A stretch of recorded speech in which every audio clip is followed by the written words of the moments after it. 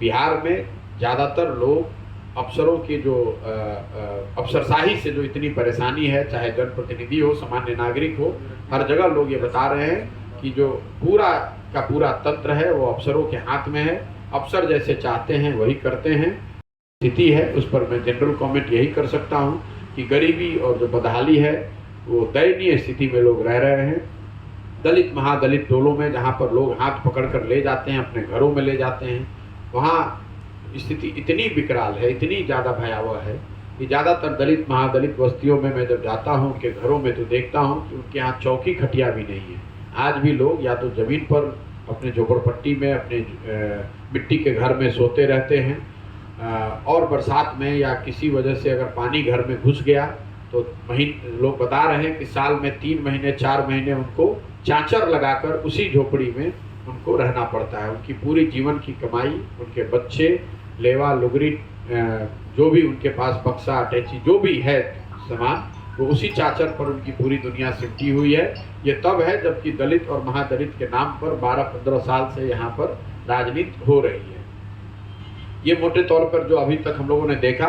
2 बातें जो जनरल है, जो हर जगह आपको भी सुनाई देती होगी, हम लोग को भी सुनाई दे रही है, अफसरशाही और भ्रष्टाचार। बिहार में ज़्यादातर लोग अफसरों की जो अफसरशाही से जो इतनी परेशानी है, चाहे जनप्रतिनिधि हो, सामान्य नागरिक हो, हर जगह लोग ये बता रहे हैं कि जो पूरा का पूरा तंत्र है वो अफसरों के हाथ में है। अफसर जैसे चाहते हैं वही करते हैं। उन पर कोई बिल्कुल एक तरह से निरंकुश हैं। क्योंकि चंपारण में लोगों को एक लालू जी के राज का जंगल राज की याद भी अभी ताज़ी है, इसलिए कई जगहों पर लोगों ने उसको एक तरह से कंपेयर किया आज की स्थिति से। और आपको जानकर आश्चर्य होगा कि कई गांवों में तो लोग ये बता रहे हैं कि लालू जी के राज में जो जंगल राज था, जो अपराधियों का राज था, स्थिति कई जगह पर लोगों की नज़र में उससे भी ज़्यादा भयावह है। अब अपराधियों की जगह अधिकारियों ने ले ली है, लेकिन लूट और जो जनता को का एक्सप्लॉयटेशन था वो शायद उस राज से, उस कालखंड से भी ज़्यादा हो रहा है, ऐसा लोग बता रहे हैं। और इसके अलावा इंदिरा आवास योजना, बिल्कुल ही कहीं पर इंदिरा आवास योजना और जो अनाज योजना के लिए जो लोगों का नाम जोड़ा जाना है, इंदिरा आवास योजना में ज़्यादातर लोग तो बता ही रहे हैं कि उनको नहीं मिल रहा है। अभी भी आपको ज़्यादातर इंदिरा आवास के जो बेनिफिशरी हैं वो ऐसे ही मिलेंगे जो बता रहे हैं कि जो पुराना 20,000 रुपये मिलता था उसके तहत उनको कुछ घर या झोपड़ी जो उन्होंने बनाया है, नया जो 1,40,000 रुपये मिलने की बात है प्रधानमंत्री आवास योजना में, उसमें करीब सारे गांव बेनिफिशरीज में जहां पर भी मैंने बात करी, लोगों ने बताया कि 25,000 से 40,000 रुपये तक घूस के तौर पर लोगों को पैसा देना पड़ता है, तभी वो इंदिरा। इसमें लोग क्या कहेंगे, ये तो मतलब जन स्वराज अभियान की शुरुआत में ही हम लोगों ने कहा है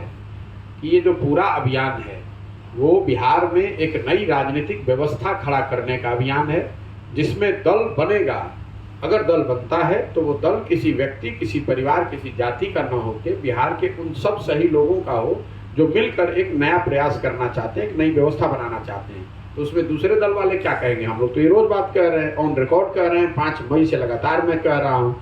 लेकिन ये भी कह रहा हूँ कि वो दल प्रशांत किशोर का नहीं होगा, उस दल के नेता प्रशांत किशोर नहीं हो जाएंगे, किसी जाति विशेष का कोई व्यक्ति नहीं हो जाएगा। वो सारे लोग बैठेंगे, मिलकर तय करेंगे कि दल बनाया जाना है कि नहीं, और वही लोग इसको बनाएंगे, वही लोग इसको चलाएंगे। दल का नेता भी वही होगा जो सब मिलकर तय करेंगे, जो बिहार का सबसे काबिल, सबसे विश्वसनीय चेहरा हो, लोग उसको चुने और वो दल को चलाए। यही पूरा संकल्प है, यही पूरा प्रयास है। तो और इसका पहला चरण आप देखेंगे जब मैं चंपारण खत्म करूँगा, चंपारण की पदयात्रा जब मैं पूरी करूँगा, तो 12 तारीख को, 11 और 12 को मैं बेतिया में हूँ, 12 तारीख को जिले का अधिवेशन है, जिसमें जो लोग भी जन स्वराज की इस सोच से जुड़कर इस नई व्यवस्था को बनाने में, ये भीड़ सपोर्टर्स की नहीं है, जो लोग इस व्यवस्था को बनाने में अपनी भूमिका देखते हैं या जिससे जुड़ना चाहते हैं, उनकी बैठक 12 तारीख को बेतिया में है, जिसमें